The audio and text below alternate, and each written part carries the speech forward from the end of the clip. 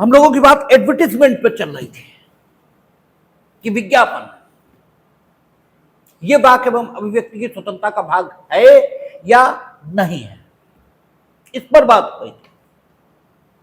और इस पर हम लोगों ने देखा था कि आज की स्थिति में वाक एवं अभिव्यक्ति की स्वतंत्रता का भाग एडवर्टीजमेंट माना गया है। एक चीज ये देखनी है कि अगर एड के माध्यम से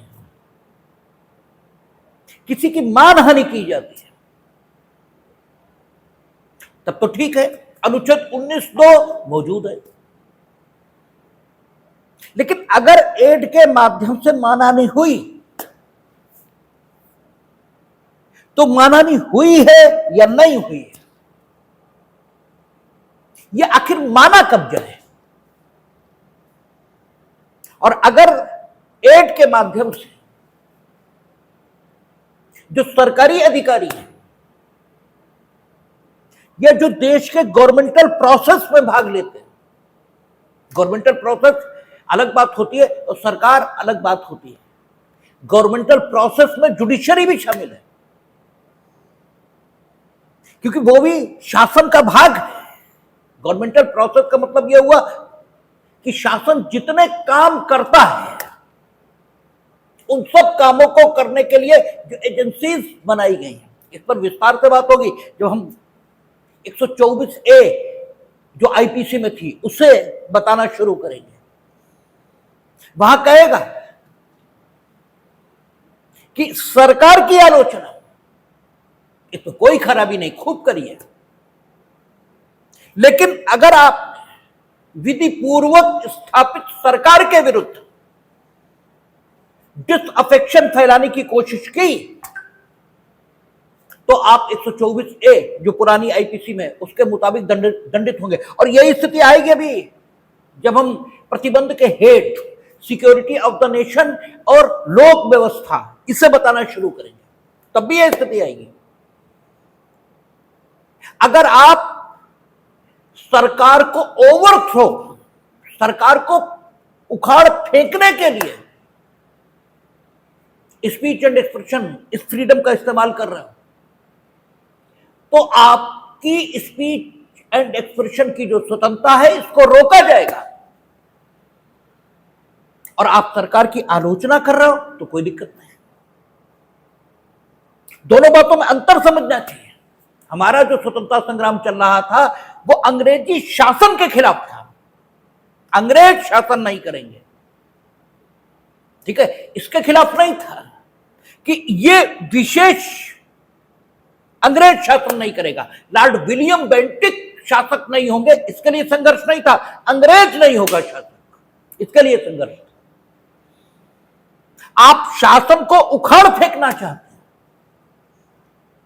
आप कह रहे हैं जो parliamentary form of the democracy जो हमने शासन की पद्धति के तौर पर अपनाई है यही खराब है, हम इसको बदल देंगे तो आपकी freedom of speech and expression, security of the nation, इसके लिए खतरा बन रही है और आपको रोका जाएगा। लेकिन आप ये कह रहे हो कि ये जो शासन की प्रक्रिया निर्धारित है, ठीक है, यानी चुनाव होंगे और चुनाव के माध्यम से आप भी चुनकर आ सकते, तो कोई आ सकता है, तो इस सरकार को हम चुनाव के माध्यम से हटा देंगे, इसमें कोई गड़बड़ नहीं, खूब कहिए, ठीक है। तो दोनों बातें, दोनों कॉन्सेप्शन अलग अलग है, उनको समझना पड़ेगा। तो अगर आपने एड के माध्यम से गवर्नमेंटल प्रोसेस में भाग लेने वाले जो व्यक्ति हैं, और गवर्नमेंटल प्रोसेस में न्यायाधीश भी भाग ले रहे हैं क्योंकि वो शासन का ही अंग है, न्याय निर्णयन शासन का काम है, और शासन अपने काम जो मुख्यतः 3 प्रकार के हैं उन्हें अपने 3 मुख्य अंगों के माध्यम से करता है, जिन्हें आप सरकार, विधायिका और न्यायपालिका इस नाम से जानते हैं। तो जो लोग गवर्नमेंटल प्रोसेस में भाग ले रहे हैं उनकी मानहानि, और जो लोग गवर्नमेंटल प्रोसेस से बाहर हैं उनकी मानहानि है। क्या एक ही स्तर पर रखी जाए? मतलब जिस बात से व्यक्ति की मानहानि मान ली जाएगी, क्या उस बात से गवर्नमेंटल प्रोसेस में भाग लेने वाले व्यक्तियों की मानहानि ये भी मान ली जाए? ये भी एक सवाल है। इस विषय पर एडवर्टीजमेंट के हेड में हमें देखना पड़ेगा कि अगर एक एडवर्टीजमेंट छापा गया और उससे मानहानि हुई, ठीक है, और मानहानि हमेशा असत्य बात को लेकर हुई, यानी अगर आपके बारे में सच कहा गया है तो फिर वो सच कैसा भी हो वो आपकी मानहानि घटित नहीं कर सकता। लेकिन अगर आपके बारे में असत्य कहा गया तो वो आपकी मानहानि कर भी सकता है और नहीं भी कर सकता, ठीक है, क्योंकि अगर आपके बारे में असत्य कहा गया और वो आपकी जो शारीरिक, तो जो, ठीक है, आपका जो शरीर है उसके बारे में कुछ ऐसा कहता है जिसकी वजह से लोगों का यह विश्वास हो सकता है कि आपका शरीर ऐसी दशा में है जिससे कोई भी घृणा करेगा, तो इस सेंटेंस से आपकी मानहानि संभव है। या जो आपका बौद्धिक स्वरूप है या जो पेशा आप अपनाए हुए हैं उस पेशे के लिए आवश्यक जो योग्यता है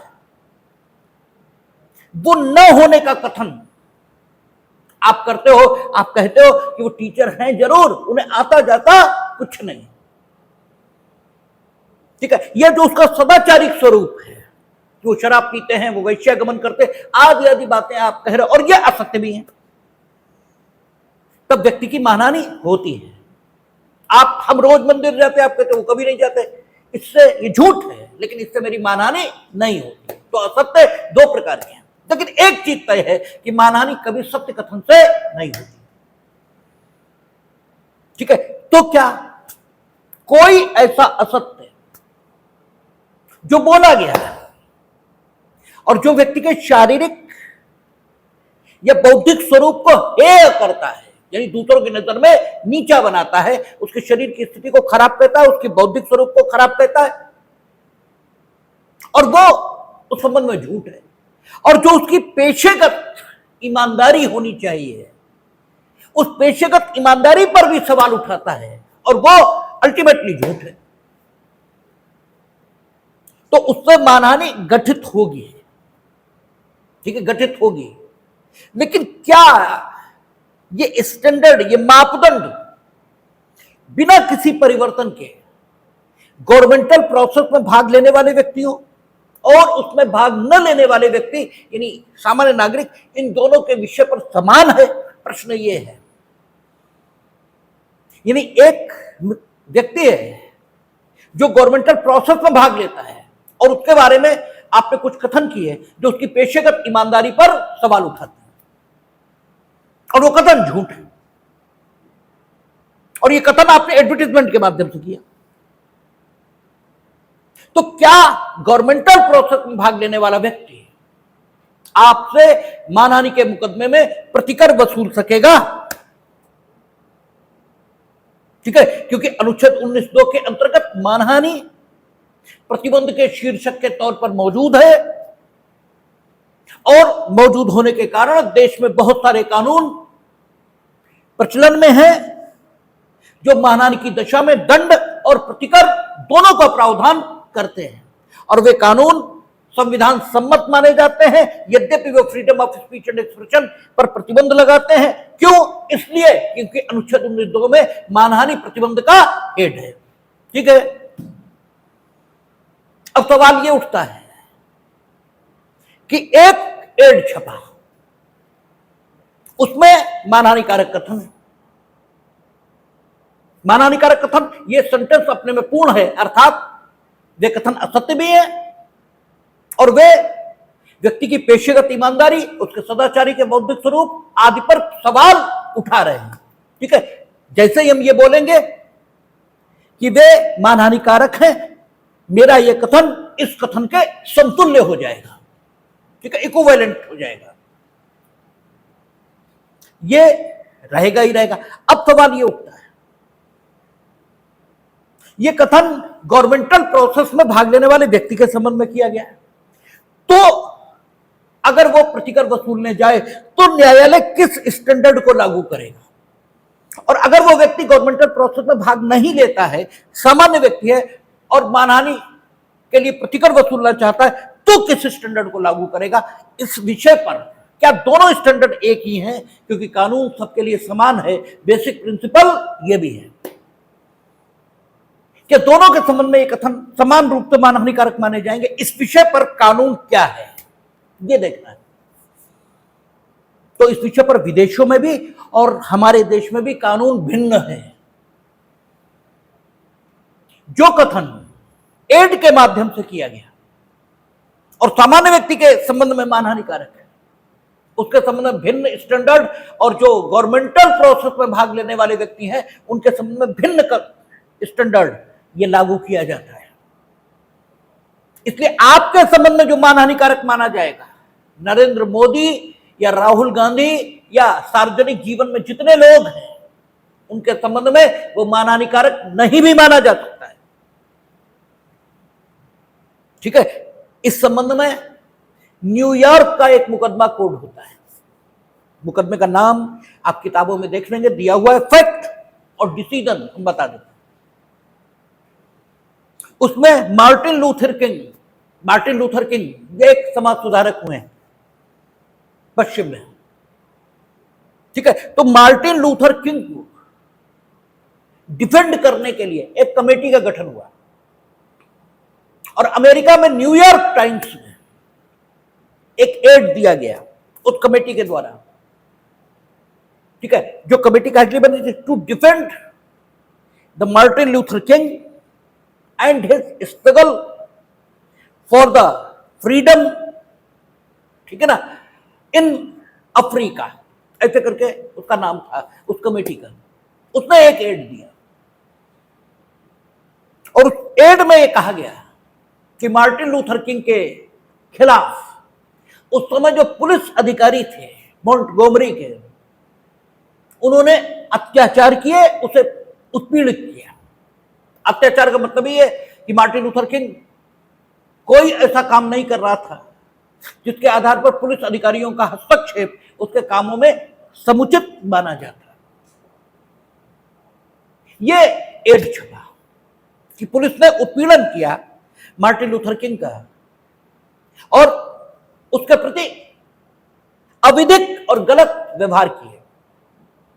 जो तत्कालीन मोंटगोमरी के पुलिस कमिश्नर थे, उन्होंने मानहानि की कार्रवाई की। लोअर कोर्ट ने डैमेज दिया, ठीक है। उन्होंने कहा यह बात असत्य प्रमाणित हुई हो, ठीक है, कि पुलिस ने कुछ भी ऐसा नहीं किया। जब असत्य प्रमाणित हुई तो लोअर कोर्ट ने डैमेज अवार्ड कर दिया। मसला होते होते अमेरिका के उच्चतम न्यायालय में आ गया, ठीक है, क्योंकि न्यूयॉर्क टाइम्स में छपा था तो अमेरिका के उच्चतम न्यायालय में मामला आ गया। और अमेरिका के उच्चतम न्यायालय ने कहा कि यद्यपि जो कुछ छापा गया वो संपूर्ण सत्य नहीं है, लेकिन फिर भी एक भी रुपया कंपनसेशन नहीं मिलेगा, क्योंकि जो कहा गया वो उन लोगों के संबंध में कहा गया जो गवर्नमेंटल प्रोसेस में भाग लेते हैं, जो शासन की प्रक्रिया में भाग लेते हैं। उन्होंने कहा कि देखिए, एक आलोचक उसका पॉइंट ऑफ व्यू से जब हम देखेंगे तो वो भी कहता है जिसे वो सत्य समझता है, यद्यपि वो सत्य नहीं है, क्योंकि गवर्नमेंटल प्रोसेस में भाग लेने वाले व्यक्तियों के कार्यों का समुचित मूल्यांकन कर लेने लायक इंफॉर्मेशन सबके पास नहीं होती।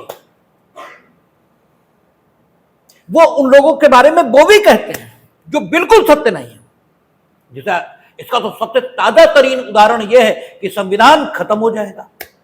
इसका सबसे ताजा तरीन उदाहरण यह है कि संविधान खत्म हो जाएगा। हो ही नहीं सकती जो बात, इम्पॉसिबल है जो बात, वो प्रचारित है और प्रचारित की गई। ठीक है, और जानबूझकर प्रचारित की गई। तो उन्होंने कहा कि गवर्नमेंटल प्रोसेस में जो लोग भाग लेते हैं उनके कार्यों के संबंध में अगर संपूर्ण सत्य नहीं बल्कि वो प्रकाशित किया गया और वो बोला गया जिसे बोलने वाला सत्य समझता था, तो जब तक कि उसने ऐसा दुराशय से न किया हो, या तो वो दुराशित करे। ठीक है, राहुल गांधी के खिलाफ जो मानहानि अवार्ड हो गई उसमें यही साबित हो गया कि उन्होंने दुराशय से कहा। ठीक है, या तो आप साबित करिए दुराशय, इससे कहा गया है केवल आलोचना की गई तो वो आलोचना असत्य भी है, इससे कोई अंतर नहीं पड़ता। ये प्रेस की स्वतंत्रता, इसके लिए एक अतिरिक्त डायमेंशन है। ठीक है, उन्होंने कहा संपूर्ण सत्य नहीं है, ये नहीं है, ये बात ठीक मान लिया। लेकिन अगर हमने इस बात पर जोर देना शुरू किया तो प्रेस की स्वतंत्रता खत्म हो जाएगी। अगर हमने ये कहना शुरू किया कि आप सिर्फ वही छापेंगे जो सत्य है, तो उन सत्य का अन्वेषण करने के लिए पूरी फौज, फिर तो वो पूरा एक विभाग, ठीक है, स्थापित करें। हर समाचार की सच्चाई इसको पहले देखें, चेक करें, और अगर चेक न हो पाए किसी कारण से तो छापे ही नहीं, और अगर चेक हो भी जाए तो अगर समय इतना लग गया कि वो समाचार रिलीवेंट ही नहीं बचा, ठीक है, आपने रक्षा सौदों में दलाली कर ली, चुनाव आज है, ठीक है, आप चुनकर आ गए, उसके बाद हमने जान भी लिया कि आपने ली थी, रक्षा सौदों में दलाली की थी, और हमने छाप भी दिया, तो आप पर क्या फर्क पड़ा और देश का कौन सा लाभ हुआ? जिस डेमोक्रेटिक प्रोसेस को बचाने के लिए ये चीज रखी गई थी, ठीक है, कि प्रेस स्वतंत्र रहेगी, राइट टू नो रहेगा लोगों को, उसका तो कोई मतलब ही नहीं बचा।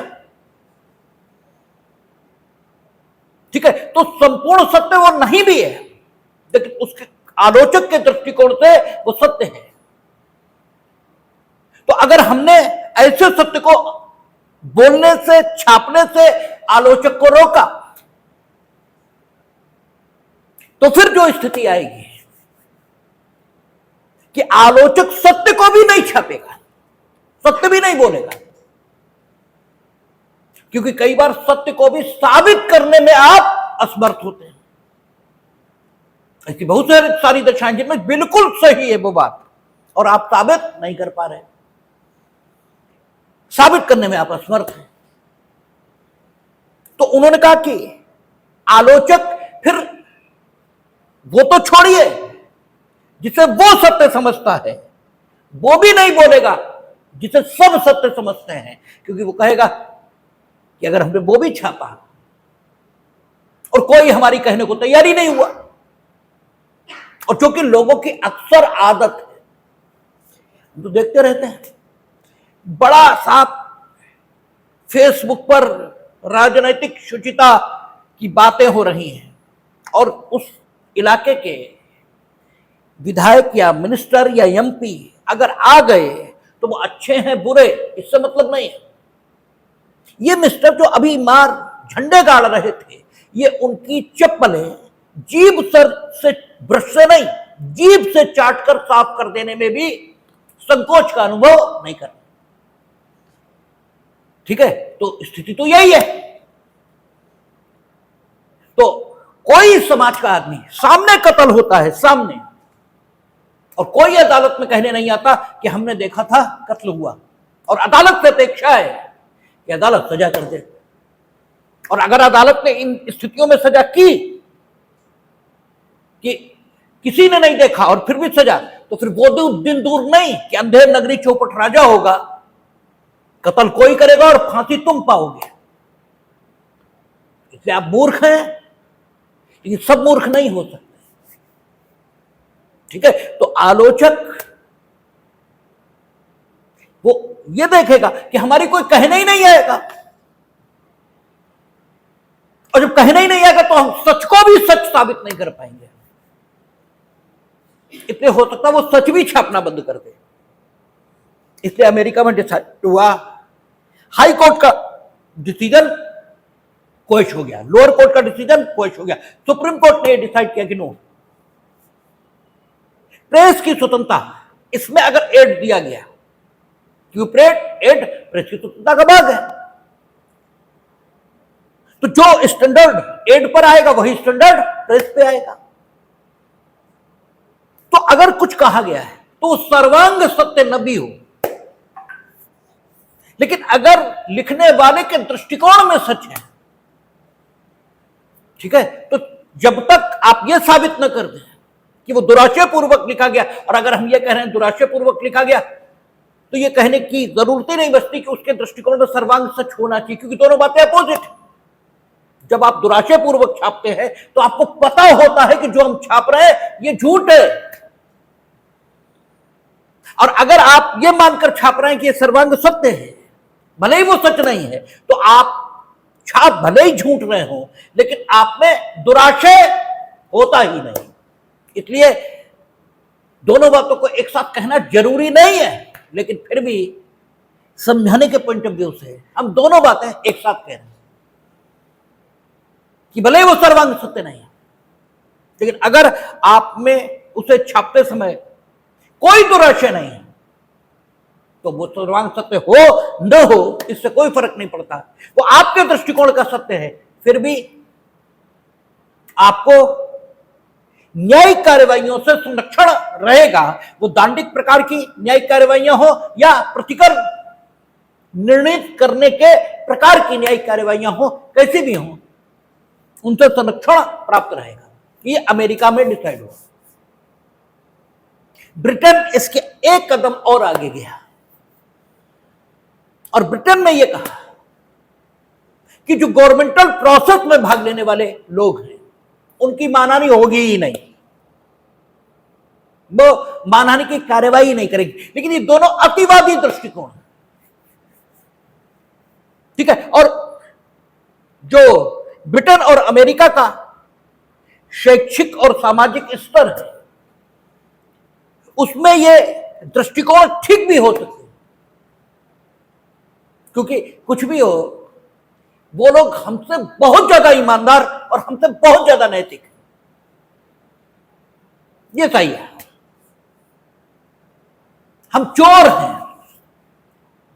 बिना किसी नस्लीय गर्व के अगर आप ठीक से एनालिसिस करेंगे तो खुद को चोर ही पाएंगे। ये अलग बात है कि हमारे यहां ऐसे महापुरुष पैदा हुए जो मानवता की उस ऊंचाई पर पहुंचे, ठीक है, जहां उन्हें सभी का कल्याण, ठीक है, अपने कल्याण में समाहित दिखा।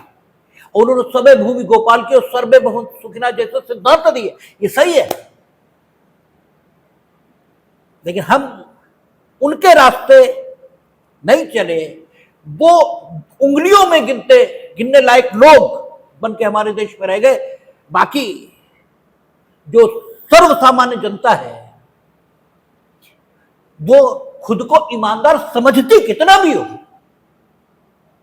लेकिन व्यक्तिशः आप अपने अपने मनों में देख लीजिएगा झांक कर, आप कितने ईमानदार, ठीक है, और अपने प्रति आप ईमानदार निकल भी आए हैं, लेकिन देश के प्रति कितने ईमानदार हैं, जरा इस पर विचार कर लीजिएगा। कितनी बार आपके मन में कोई कष्ट हुआ जब आपने साफ सड़क पर थूका, ठीक, कितने बार आपके मन में कष्ट हुआ जब आपने अभी कूड़ा उठाया और उसी जगह पर दोबारा कूड़ा डालते हुए शर्म अनुभव की। कितनी बार ऐसा हुआ, कितनी बार ऐसा हुआ कि खाली पड़ी जमीन गवर्नमेंट की जमीन मुख्यमंत्री की नहीं होती। मुख्यमंत्री तो आज है, कल कोई और होगा। आपने कितनी बार उस पर अतिक्रमण न करने की बात सोची तो आपको पता लगेगा कि आप अमेरिका और ब्रिटेन के मुकाबले कहां खड़े हो। ठीक है, आप कहीं नहीं। तो जो अमेरिका और ब्रिटेन का सामाजिक स्तर है, वहां का जो शैक्षिक स्तर है, वहां इस प्रकार के दृष्टिकोण ठीक है, क्योंकि वहां प्रेस दुर्भावना पूर्वक कुछ छापेगी, इसकी संभावना कम है। नहीं है ऐसा मैं नहीं कहता, क्योंकि दुष्ट हर जगह हो सकता है। ठीक है, कहीं भी हो सकता है। तो इसलिए वहां ये दृष्टिकोण ठीक है, लेकिन वहां की प्रेस, वहां जो आप सोचे, जो बिल क्लिंटन थे, जो मोनिका लेविंस्की का मामला आया था, वो किसी गवर्नमेंट एजेंसी ने नहीं उठाया था, वो एक सिंपल वकील ने उठाया था, और वो अंततः सच पाया गया। ठीक है, अंततः सच पाया गया। और हम खुद वकील हैं और हमें मालूम है कि वकील जब मुकदमे फाइल करते हैं मानहानि आदि के, तो सिर्फ लोगों का शोषण करने के लिए, सिर्फ उनसे पैसे वसूलने के लिए, और किसी काम के लिए नहीं। और सोचो कि बिल क्लिंटन ने उस वकील को खरीदने की कोशिश नहीं की होगी। ठीक है, जब मामला अंतिम रूप से सच पाया गया और बिल क्लिंटन को माफी मांगनी पड़ी, और स्वयं हिलेरी क्लिंटन को उनका बचाव करना पड़ा कि अगर मोनिका लेविंस्की के साथ संबंध रखकर कोई अपराध भी बिल क्लिंटन ने किया है तो वो मेरे प्रति है, क्योंकि हम उनकी पत्नी हैं। सारे अमेरिका को उससे कोई मतलब नहीं, लेकिन बिल क्लिंटन को माफी मांगनी पड़ी। ठीक है, तो ये वहां नैतिकता का लेवल है। तो वहां अगर इस प्रकार का दृष्टिकोण रखा जाए कि दुराशय के बिना अगर कुछ लिखा जा रहा है तो वो झूठ भले ही हो, लेकिन उसके लिए कोई प्रतिकर की कार्यवाही नहीं होगी, तो वहां ठीक है। हमारे यहां ये ठीक नहीं है। हमारे यहां इस प्रकार की सुरक्षा अगर मिली तो ये आर्थिक दोहन का महत्वपूर्ण हथियार साबित होगा। और वैसे ही आजकल पत्रकारिता के नाम पर कैरेक्टर एसिसिनेशन, चरित्र की हत्या, ये बिल्कुल ठीक है प्रचलन में है। और वो फेसबुक आदि पर तो देख ही सकते हैं आप, कैसे चरित्र की हत्या, कैसे कैरेक्टर एसिसिनेशन हो रहा है। अब तो सुप्रीम कोर्ट को भी कहना पड़ रहा है कि नहीं साहब, कल ही परसों छपा था कि freedom of speech and expression का मतलब ये नहीं है कि आप कुछ भी कहेंगे। और सोशल मीडिया इसको रेगुलेट करने के लिए आप सरकार को मजबूर मत करो, सरकार फिर करेगी। आप आत्मानुशासन में रहो, ये यहां बोलना पड़ रहा है। तो हमारे यहां ये स्टैंडर्ड तो खैर नहीं लिया, लेकिन फिर भी हमारे यहां एक स्टैंडर्ड लिया है सुप्रीम कोर्ट ने, और ये कहा है कि आपको संपूर्ण सुरक्षा तो नहीं मिलेगी।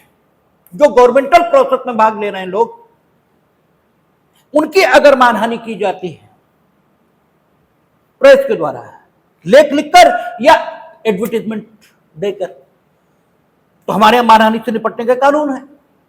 और वे कानून अनुच्छेद 19(2) के अंतर्गत संवैधानिक ये भी है, कॉन्स्टिट्यूशनल है, उसमें कोई दिक्कत नहीं है। लेकिन गवर्नमेंटल प्रोसेस में जो लोग हैं वो ये नहीं कह सकते कि मानहानिकारक लेख नहीं छापे जाएंगे, ये नहीं कह सकते। दो बातें, मानहानिकारक लेख नहीं छापे जाएंगे कानून के आधार पर, हमने ये कह दिया। इसका अर्थ यह हुआ कि हमने प्री सेंसरशिप लागू कर दी। आप पहले में दिखाएंगे मानहानिकारक तो नहीं है, जब हम ओके कर देंगे तो आप छापेंगे। और दूसरा, आप खूब छापो मानहानिकारक, हम आपसे निपट लेंगे। आप मानहानिकारक छाप लो, जो आपको छापना है, यू आर फ्री,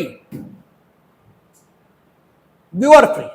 जैसे सुप्रीम कोर्ट ने उनके डिसीजंस का ठीक इवेल्युएशन होना चाहिए। उन्होंने कहा था बुलडोजर एक्शन नहीं रोका है, उन्होंने कहा कि बुलडोजर एक्शन आप खूब करो, लेकिन अगर हमने ये पा लिया कि ये गलत हुआ है, ठीक है, तो फिर हम प्रतिकर की कार्रवाई करेंगे, ठीक है। लेकिन अगर बुलडोजर एक्शन रोक देंगे तो आप सोचते हो हिंदुस्तान में इतने भले लोग हैं, सड़क कब्जा करके बैठेंगे, सड़क और देख लो जिसके घर के सामने जितनी जगह है वो उसी जगह पर गाड़ी खड़ी की है, जैसे उस जगह का उसने बेनामा करा रखा है। वो जगह उसकी है क्या? और आप उससे कह के देखो, ठीक है। तो अगर बुलडोजर एक्शन रोक दिया तब तो हो सकता है सड़क पर गाय भैंसे बंधी मिले, गाड़ी खड़ी मिले और मकान बने मिले, ठीक है। इसलिए वो नहीं रुका, ये कहा कि पोस्ट एक्शन हम ये देखेंगे that was justified or not, and if that was justified then okay, and if not then you will face the consequences, you are bound to face the consequences, ठीक है ना, ये कहा है। तो वही बात उन्होंने यहां कही कि हिंदुस्तान में प्री सेंसरशिप नहीं रहेगी, you are free to publish that which you like to publish, which you want to publish, but if that will be defamatory, no doubt the standard will be different in case of a general citizen and in case of a person who is taking part in the governmental process. But if that will be defamatory,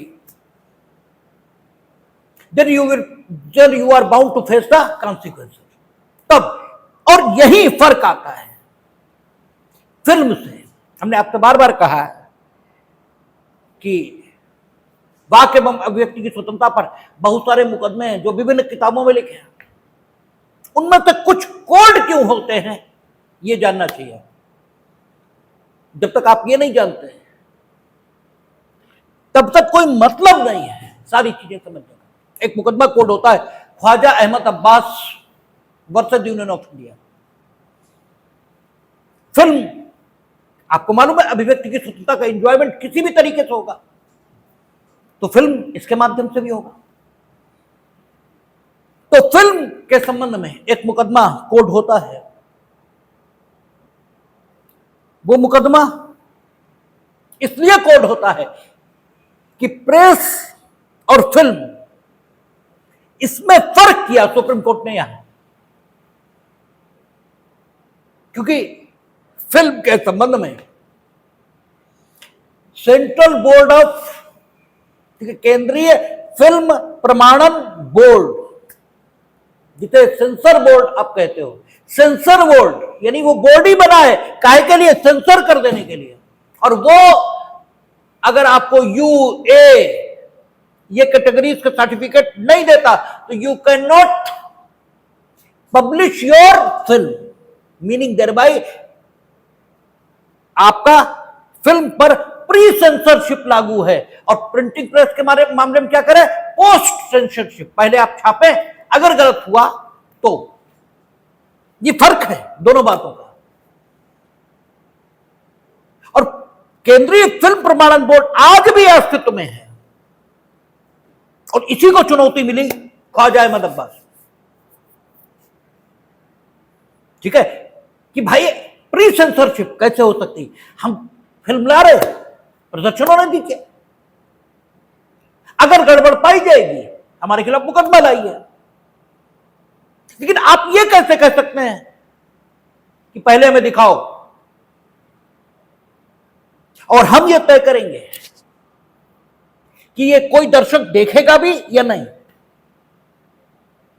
और अगर कोई दर्शक देखेगा तो आपकी film कौन से वर्ग का दर्शक देखेगा, वयस्क वर्ग का दर्शक देखेगा या सामान्य व्यक्ति देखेगा, ये आप कैसे बता सकते हो। और कोर्ट ने कहा नहीं, central board of film certification जो बना हुआ है सही है, इस पर वो स्टैंडर्ड लागू नहीं होगा जो प्रिंट मीडिया पर लागू होता है। इसके कारण दिए हैं कोर्ट ने। तो ख्वाजा अहमद अब्बास में था क्या, रिजर्वेशन के पॉइंट पर एक फिल्म बनाई गई थी और स्टेट ऑफ तमिलनाडु ने उसको अपने यहां प्रतिबंधित किया, प्रदर्शन उसका रोका। जो फिल्म प्रोड्यूसर थे वो सुप्रीम कोर्ट पहुंचे। सरकार का तर्क यह था कि केंद्रीय फिल्म प्रमाणन बोर्ड ने इनकी फिल्म को यू सर्टिफिकेट भले दिया, यू माने सब देख सकते हैं, एक केवल वयस्कों के लिए तो यू सर्टिफिकेट जरूर दिया है, लेकिन अगर हम अपने सिनेमा हॉल्स में प्रदर्शित इसे होने देंगे तो हमारे यहां लॉ एंड ऑर्डर की समस्या ये पैदा होगी, इसलिए उन्होंने उसे रोका। इस पर विस्तार से विचार हुआ तो सुप्रीम कोर्ट ने पहली चीज जो महत्वपूर्ण कही इस मुकदमे में, जो हमें याद रखनी चाहिए ताकि हमें यह पता रहे कि ख्वाजा अहमद अब्बास महत्वपूर्ण क्यों है, ठीक है। तो पहली चीज उन्होंने ये कही कि नहीं, फिल्म इस पर वो स्टैंडर्ड लागू नहीं हो सकते जो प्रिंट मीडिया पर लागू होते हैं, क्योंकि प्रिंट मीडिया का इफेक्ट उतना ज्यादा नहीं है। जो पढ़ा लिखा होगा वही तो पढ़ेगा, जो पढ़ा लिखा नहीं वो काहे के लिए पढ़ेगा, और जो पढ़ा लिखा है उनमें भी बहुत छोटा वर्ग है जो पढ़ता है, ठीक है। कितने लोग अखबार पढ़ते हैं?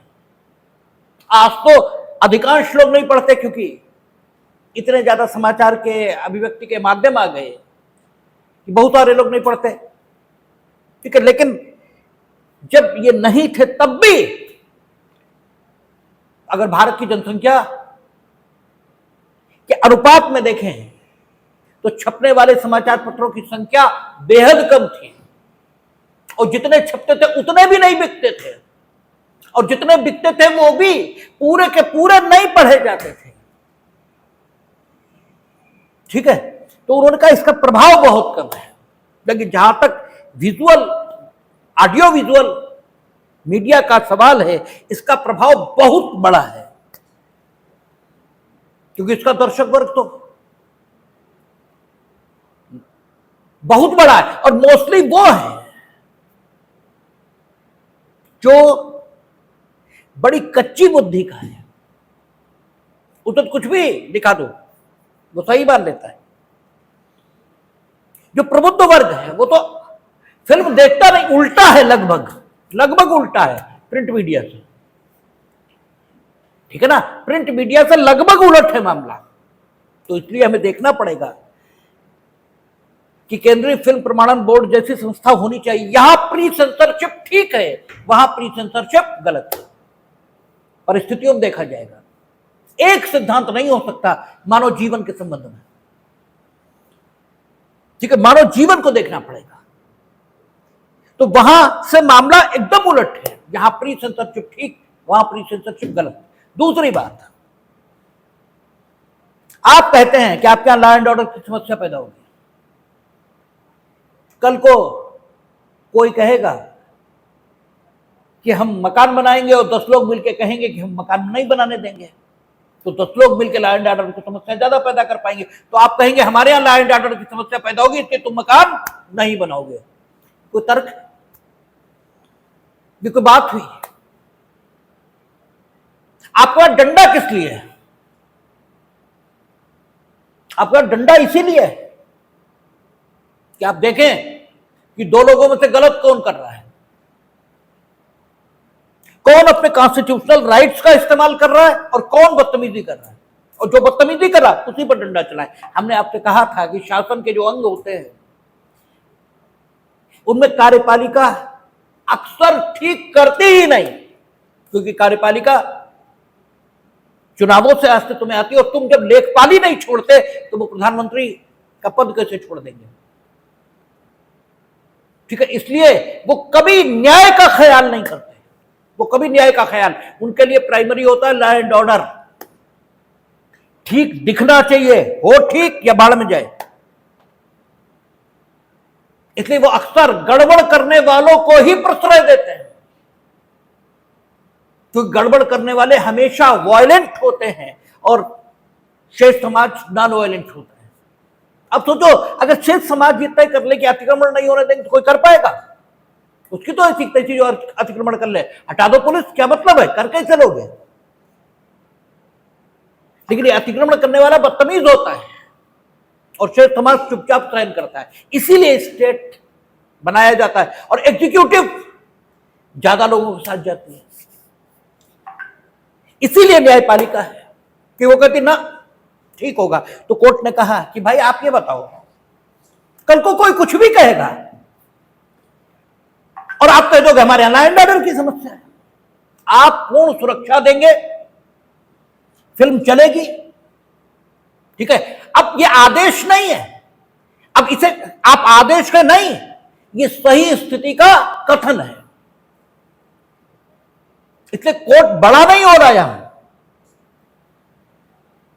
कोर्ट उसी भूमिका में है जहां आपके घर का कोई बड़ा बुजुर्ग ना, ये ठीक ये है यही करोगे, इस भूमिका में है। तो कोर्ट ने कहा कि बिल्कुल नहीं, फिल्म चलेगी और आप सुरक्षा का वातावरण दोगे, उनके खिलाफ कार्रवाई करिए, क्योंकि वो he is exercising their his constitutional rights. अभिव्यक्ति की स्वतंत्रता है, बना सकता है। और उसने जिस विषय पर फिल्म बनाई वो विषय प्रतिबंध के किसी शीर्षक को हिट नहीं करता। किसी भी सामाजिक विषय पर किसी को कुछ भी बोलने का हक है, जब तक कि वो प्रतिबंध के 8 शीर्षकों को, ठीक है, आकर्षित न कर ले उसका बोलना। और अगर आकर्षित करता भी है तो भी उसके बोलने के लिए आप इस ढंग से कार्रवाई नहीं करो, फिर कानून बनाओ, फिर कानून बनाओ, क्योंकि कानून बनाकर ही हो सकता है। और कानून बनाकर उस पर युक्ति संगत प्रतिबंध लागू करो, यही संभव है, इसके अलावा कुछ नहीं संभव। और यहां पर प्री सेंसरशिप उन्होंने लागू की। मजेदार एक और मुकदमा है, आपको वो मुकदमा याद रखना चाहिए जहां पर न्यायालय ने कुछ डिफरेंट व्यू लिया है। एक मुकदमा है LIC, डॉक्टर मनु भाई शाह, ठीक है, वर्सेस लाइफ इंश्योरेंस कॉर्पोरेशन। और फिर ये मामला सुप्रीम कोर्ट भी गया है, life insurance corporation versus doctor Manu भाई शाह, ठीक है। मजेदार तथ्य है इसके। और इसमें सुप्रीम कोर्ट ने एक आलोचक का अधिकार क्या है वाक एवं अभिव्यक्ति की स्वतंत्रता के संबंध में, इसको स्थापित किया है। और जबरदस्त मामला है, क्योंकि आप देखें उन्होंने कहा नहीं, आलोचक का भी हक है, ये बहुत बड़ी बात। LIC की एक पत्रिका छपती है, योगक्षेम उसका नाम, उनका जो लोगो है उसमें आप नीचे देखेंगे, उसमें लिखा रहता है योगक्षेम वहां में हम, ऐसा करके लिखा रहता है। तो उनकी एक हाउस मैगजीन है, LIC की ही मैगजीन है वो, योगक्षेम उसका नाम है। ये डॉक्टर मनु भाई शाह इकोनॉमिस्ट ये थे, इन्होंने द हिंदू में एक लेख लिखा और उसमें इन्होंने लिखा the fraud on policy holders, ठीक है, इस शीर्षक के साथ, ठीक है, एक पॉलिसी धारकों के साथ होने वाला कपट, द फ्रॉड, ठीक है, ऑन पॉलिसी होल्डर्स, इस नाम से इन्होंने एक लेख लिखा। कुछ दिन बाद LIC के डायरेक्टर ने उस लेख का उत्तर लिखा, ठीक है। और इस लेख में डॉक्टर मनु भाई शाह ने यह लिखा कि किस तरह LIC ज्यादा प्रीमियम वसूल रही है, खर्चों के नाम पर कहते ना कि ऑफिस चार्जेस, फाइल चार्जेस, इन नामों से जो पैसे लिए जा रहे हैं, ये किस ढंग से पॉलिसी धारकों का शोषण किया जा रहा है, किस ढंग से प्रीमियम ज्यादा लिया जा रहा और कम का इंश्योरेंस दिया जा रहा है। ऐसे कई मुद्दे उन्होंने उठाए और LIC के डायरेक्टर ने उसका उत्तर दिया और हिंदू में छपा, LIC के डायरेक्टर का उत्तर भी। लेकिन LIC के डायरेक्टर ने अपने उत्तर को योगक्षेम पत्रिका उसमें भी छापा, जो उनकी हाउस मैगजीन थी, उसमें भी छापा। डॉक्टर मनु भाई शाह ने इस उत्तर का प्रति उत्तर यानी रीज्वाइंडर ये छापा, वो हिंदू में छपा। और डॉक्टर मनु भाई शाह ने LIC को अप्रोच किया कि हमारा ये रिजॉइंडर आप अपनी पत्रिका में भी छापें। ठीक है, क्योंकि उन्होंने, डायरेक्टर महोदय ने हिंदू में भी उत्तर दिया और अपनी पत्रिका में भी दिया, इसलिए इन्होंने जो रिजॉइंडर छापा, इन्होंने कहा हिंदू में तो छप गया, अब आप अपनी पत्रिका में भी छापें। LIC ने मना कर दिया कि हमारी मैगजीन हम तो नहीं छापते, हमारे संपादक के अधिकार है। ये आदमी सुप्रीम कोर्ट चला गया और सबसे पहले गुजरात हाई कोर्ट गया। ठीक है, डॉक्टर मनु भाई Shah versus life insurance corporation, पहले तो गुजरात हाई कोर्ट गया और गुजरात हाई कोर्ट ने कहा बिल्कुल सही है डॉक्टर मनु भाई शाह की बात, you have no editorial rights, आपके कोई संपादक अधिकार नहीं, कोई संपादक अधिकार नहीं, मीनिंग इस मामले में वैसे हैं। LIC की ओर से जो मुख्य तर्क थे वो ये कि हमारे संपादकीय अधिकार है। दूसरा, वो हमारी हाउस मैगजीन है, कोई समाचार पत्र नहीं है जिसमें हम इनका लेख छापें, वो हमारे एजेंट्स, हमारे अधिकारी इन्हीं तक जाती है। ठीक है, उसमें इनका लेख क्यों छपे, और वो मेरी मैगजीन है और उसके संपादकीय अधिकार हमें प्राप्त है, हम तय कर सकते हैं उसमें क्या छपेगा क्या नहीं। कोर्ट ने कहा बिल्कुल नहीं, इसलिए क्योंकि आप पर अनुच्छेद 12 का अनुशासन लागू है। अनुच्छेद 12 के मुताबिक आप अन्य प्राधिकारी इस श्रेणी में आ रहे हो और फंडामेंटल राइट के लिए आप स्टेट हो, और जो फंडामेंटल राइट के लिए आप स्टेट हो तो अनुच्छेद 14 ये आप पर लागू हो रहा है। आपका ये विभाग निरंकुश है, आप बताइए कि इनके लेख में क्या ऐसी खराबी है, क्योंकि मनमानापन नहीं चलेगा, मनमानापन ये चल नहीं सकता। आप ये बताइए इनके लेख में क्या खराबी है। एक जो सोबर क्रिटिक है,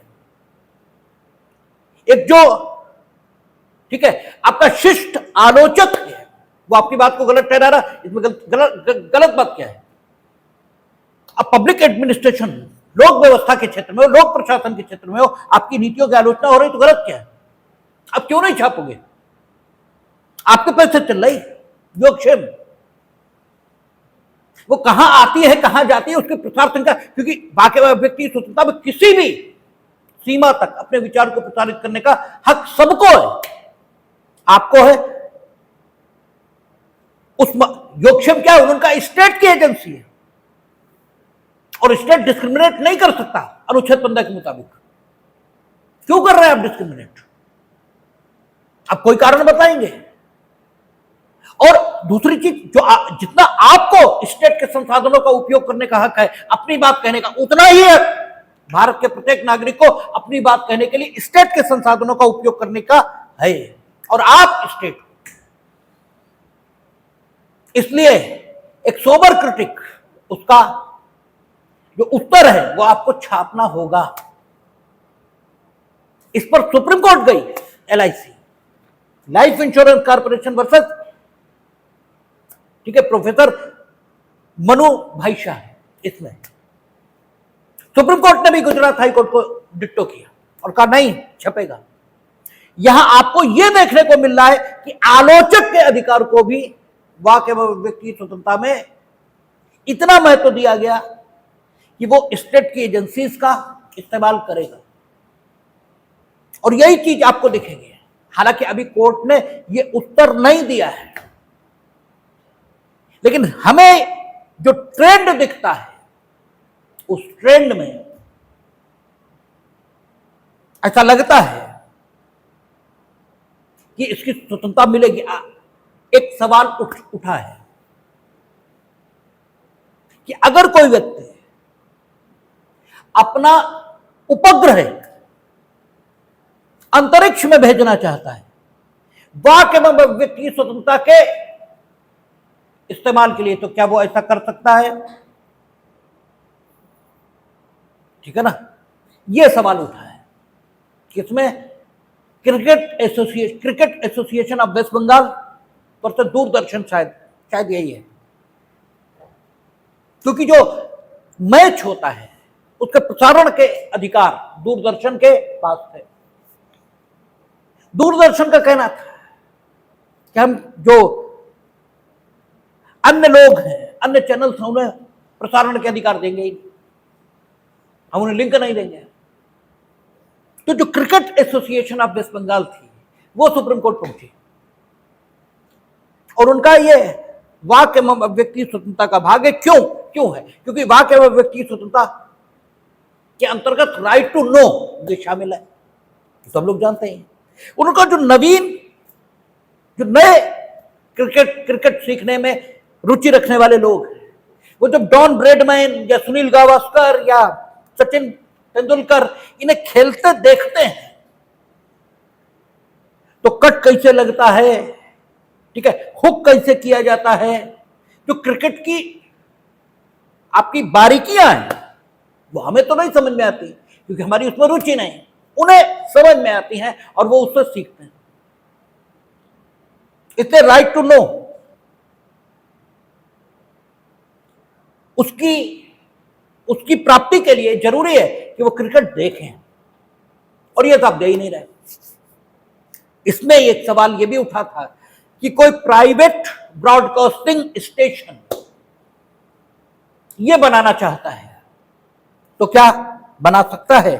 ठीक है, अभी इसका उत्तर आया नहीं है, लेकिन कोई कानून तो नहीं है ऐसा कि प्राइवेट ब्रॉडकास्टिंग स्टेशन नहीं बनाया जा सकता।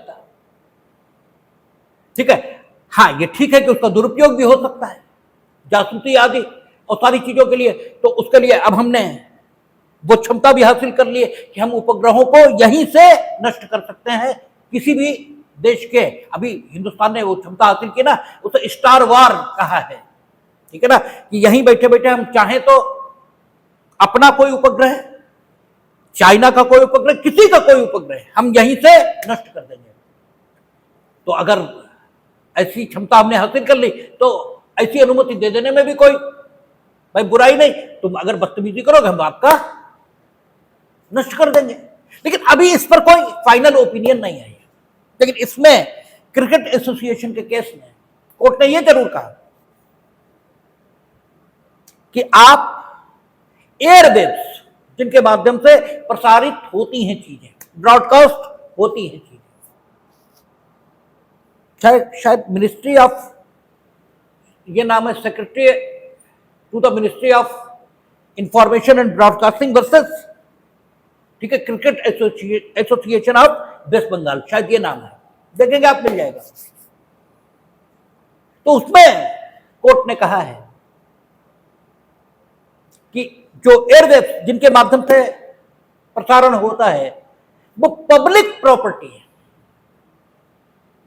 और चूंकि पब्लिक प्रॉपर्टी है इससे प्रत्येक व्यक्ति को उनके इस्तेमाल का हक है। लेकिन कोई भी पब्लिक प्रॉपर्टी हो,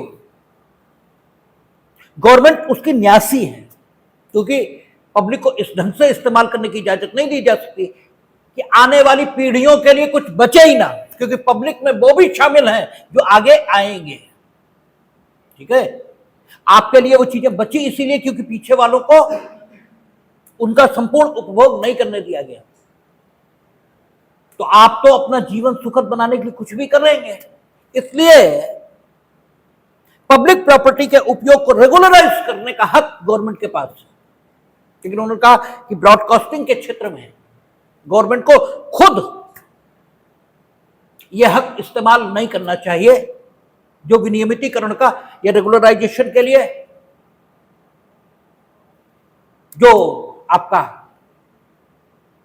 उनका हक है उसे खुद इस्तेमाल नहीं करना चाहिए, बल्कि एक स्वायत्त शासी संस्था, ऑटोनोमस बॉडी ये बनानी चाहिए जो ब्रॉडकास्टिंग के लिए आवश्यक जो एयरवेव्स हैं उनको सुरक्षित रखते हुए सब में समान वितरण उनका कर सके। और शायद ट्राई, ठीक है, ये उसी का परिणाम है।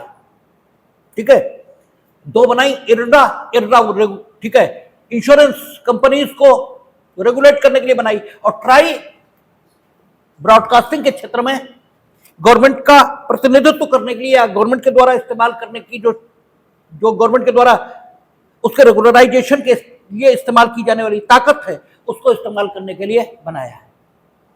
तो अब एयरवेव्स को भी पब्लिक प्रॉपर्टी माना है। और जहां तक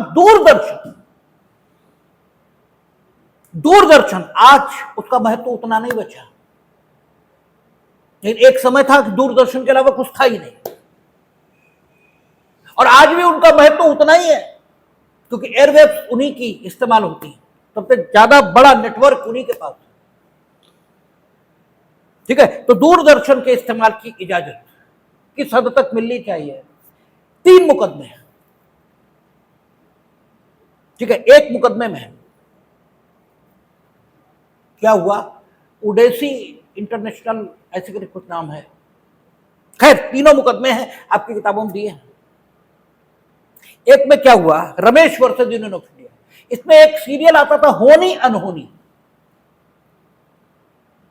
आप लोग तब छोटे रहे होंगे लेकिन हमें याद है एक होनी अनहोनी सीरियल आता था, इसको चैलेंज किया गया और कहा गया कि दूरदर्शन इसका प्रसारण नहीं करेगा।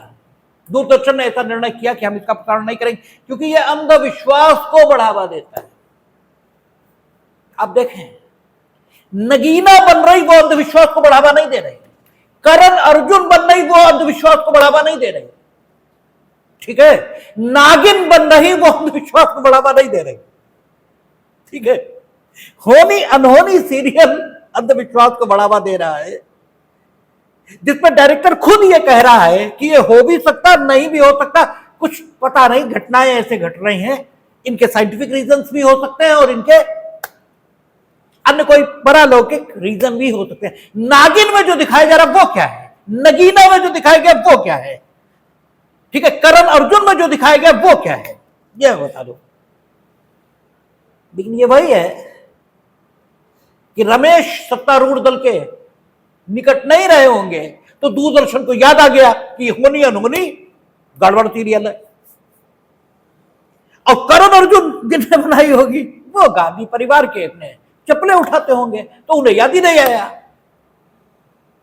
ठीक है ऐसे ही, यहीं पर कोर्ट की जरूरत है, मामला सुप्रीम कोर्ट पहुंचा। सुप्रीम कोर्ट ने कहा सीधी बात, freedom of speech and expression, इस पर एक ही तरीके से रोक हो सकती है, अनुच्छेद 19(2). 19(2) के आधार बताइए और कानून बताइए।